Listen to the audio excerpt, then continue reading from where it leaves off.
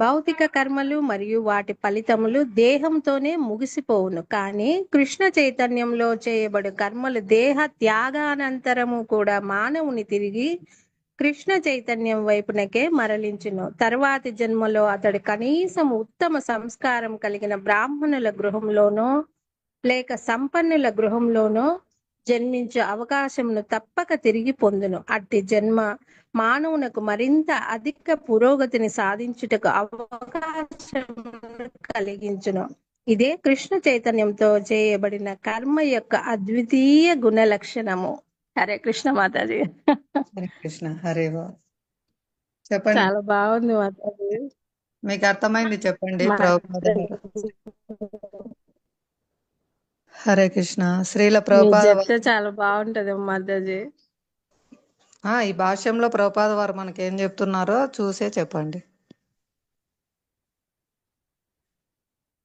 భోగ మన ఇంద్రియ భోగాల కోసం కర్మ చేయక మన ఇంద్రియ భోగం కోసం కాకుండా కర్మ భగవంతుడి కోసము ఆయన ప్రీత్యర్థం చేయడం వలన అది మహోన్నతమైన దివ్య కార్యం అవుతుందంట మాతాజీ. అంటే మన కోసం మనం చేసుకుంటే అది కేవలము కర్మ చేయడము అట్లనే అవుతుంది కదా మాతాజీ. కానీ అది భగవంతుడి సేవ కోసం వినియోగిస్తే, భగవంతుడి కోసం చేస్తే అది దివ్య కార్యం అవుతుంది అని చెప్తున్నారు మాతాజీ.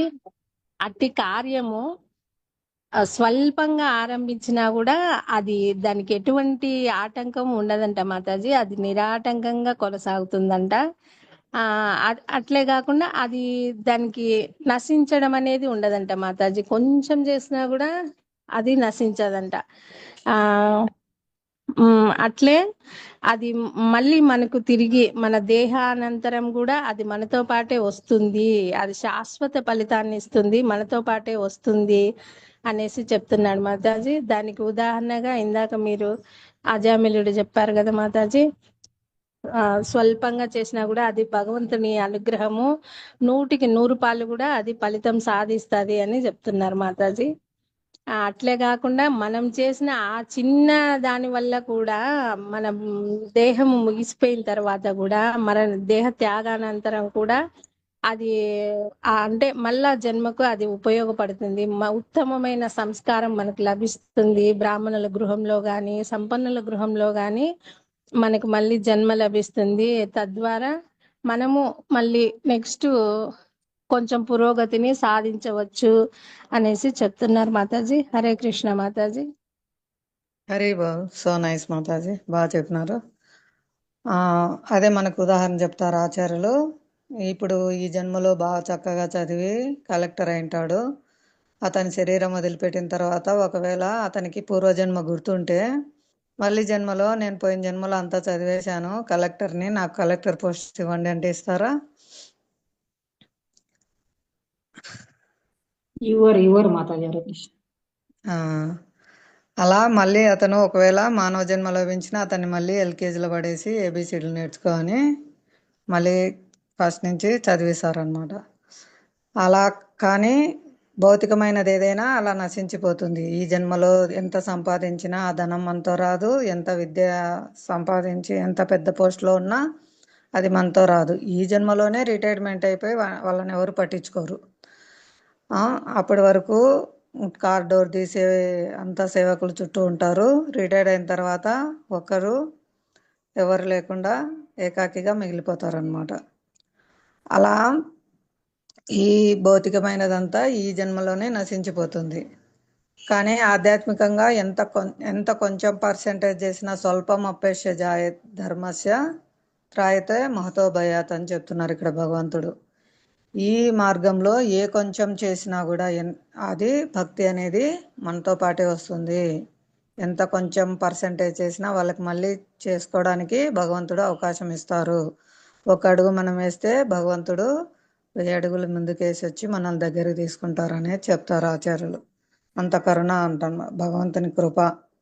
దానికి ఒక చిన్న స్టోరీ కూడా చెప్తారు. ఈ ఒక ఎలుక ఒక గుడిలోకి వెళ్తుంది. అక్కడ విష్ణుమూర్తి ఆలయము. అక్కడ పెట్టిన దీపపు ఒత్తిని తినాలనుకొని అది వెళ్తుంది అనమాట. కానీ అది ఆ దీపపోతిని తీసుకోవడానికి ప్రయత్నించేటప్పుడు అది భగవంతునికి హారతి ఇచ్చినట్లు తిప్పినట్లే అవుతుందన్నమాట దాని. ఆ విధంగా అది మరణిస్తుంది.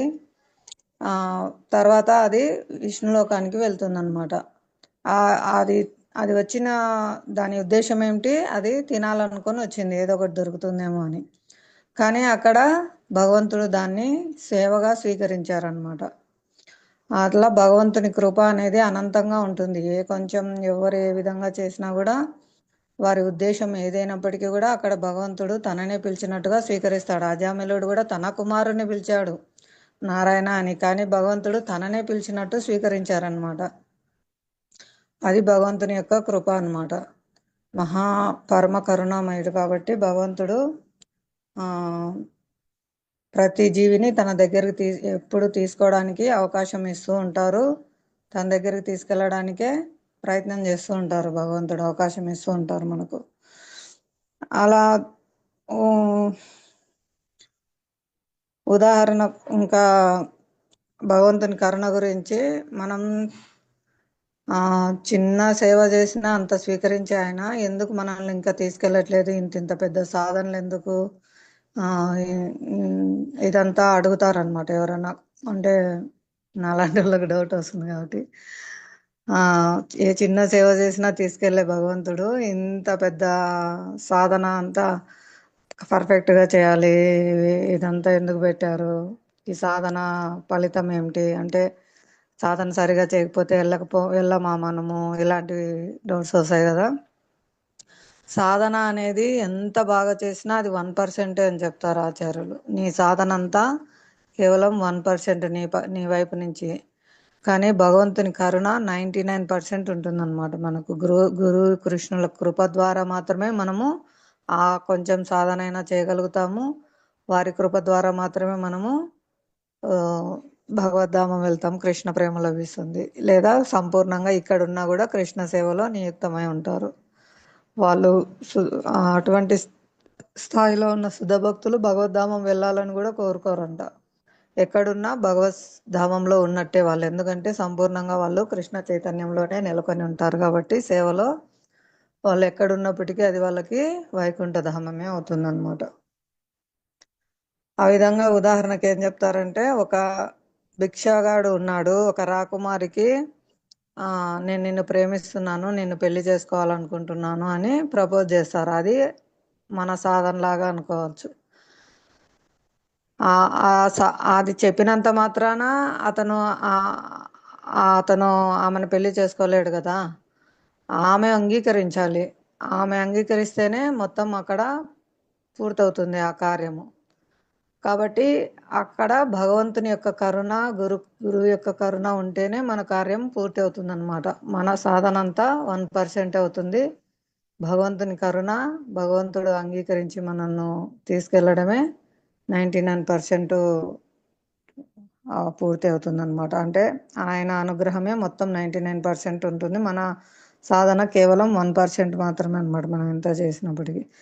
కాకపోతే మన ప్రయత్నం అంటూ కంపల్సరీ మనం చేయాలి. ఎందుకంటే భగవంతుడు మనకు ఉత్తమమైన మానవ జన్మ ఇచ్చి అవకాశం ఇచ్చారు, ఆచారాలను ఇచ్చారు, మనకి ఇస్కాన్ సంస్థని ఇచ్చారు. కాబట్టి ఆచార్యులు చెప్పినట్లు మనం నడుచుకోవడానికి ప్రయత్నం చేయడం వలన, కేవలం ప్రయత్నం చేయడం వలన భగవంతుడు, గురువు సంతోషించి మనం తీసుకెళ్తారు అనమాట.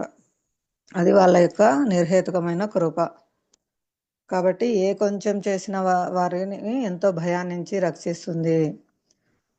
ఇక్కడ భాగవతం శ్లోకం ఇచ్చారు, ఎవరైనా ఈ వాళ్ళ యొక్క స్వధర్మాన్ని విడిచి, అంటే భక్తులైన వారు ఎవరికి రుణపడి ఉండారని మనం చదువుకున్నాం కదా. వాళ్ళకి ఎవరికి సేవకుడు కాదు, ఎవరికి రుణపడి ఉండరు, సంపూర్ణంగా ముకుందని శరణాలను ఆశ్రయించిన వారు. కాబట్టి వారి స్వధర్మాలను విడిచి కృష్ణ చైతన్యం నందు కర్మలు చేయవాడు ఆ కర్మలను పూర్తి చేయలేకపోయినా కూడా, పతనమైనా కూడా అతనికి ఎట్టి నష్టం కలుగుతుంది, ఏం కలగదు అని చెప్తున్నారు. లేదా ఒకరు సక్రమంగా అన్ని కర్మలు చేసినా పరిపూర్ణంగా అతను భక్తి చేయని వాడైతే అతను పొందు లాభం ఏమిటి, అతనిది ఇక్కడే పూర్తి అవుతుంది. ఇందాక చెప్పుకున్నాం కదా, ఆ కలెక్టరు ఎంతో కష్టపడి కలెక్టర్ చదివి ఆ ఉద్యోగం చేసి ఇది అంతా సాధించారు. కానీ అతని నెక్స్ట్ జన్మకు అతను తీసుకెళ్ళదు ఆ పోస్టు. ఆ విద్య కానీ ఆ ధనం కానీ అతను తీసుకెళ్ళలేడు, కాబట్టి అతను పొందే లాభం ఏముంది? ఏం లేదు. అది ఇప్పటికి మాత్రమే, తాత్కాలికం మాత్రమే అన్నమాట. కాబట్టి శాశ్వతమైన సంపద మనకు భక్తి అన్నమాట. ఏ కొంచెం చేసినా కూడా వాళ్ళను ఎంతో ఉద్ధరిస్తుంది, అది నెక్స్ట్ జన్మకు కూడా కంటిన్యూ అవుతుంది అని ఇక్కడ మనకు శ్రీల ప్రభుపాదుల వారు వివరిస్తున్నారు. అదే భగవంతుడు చెప్తున్నారు, స్వల్పమప్యస్య ధర్మస్య స్వల్పమప్యస్య ధర్మస్య త్రాయితే మహతో భయాత్ అని. హరే కృష్ణ. నెక్స్ట్ ఎవరైనా చదువుతారా? 41వ శ్లోకం భావం భాష్యం. ఇది హరే కృష్ణ పెద్ద. మాతాజీ. నేను చెప్పండి. ప్రయత్నిస్తాను మాతాజీ. అంటే చిన్నగా చెప్పేస్తాను నేను మాతాజీ, పెద్దగా ఉన్నా. చెప్పండి. హరే కృష్ణ మాతాజీ. దండవత్ ప్రణామము. బౌద్ధ భక్తులందరికీ దండవత్ ప్రణామం మాతాజీ. ఓం నమో భగవతే వాసుదేవాయ. భగవద్గీత యథాతథము 2వ అధ్యాయము, గీతాసారము 41వ శ్లోకము. వ్యవసాయాత్మిక బుద్ధి ఏకేహ కురునందన బహుశాఖాహ్యనన్ తాశ్చ బుద్ధయో వ్యవసాయినాం. అనువాదం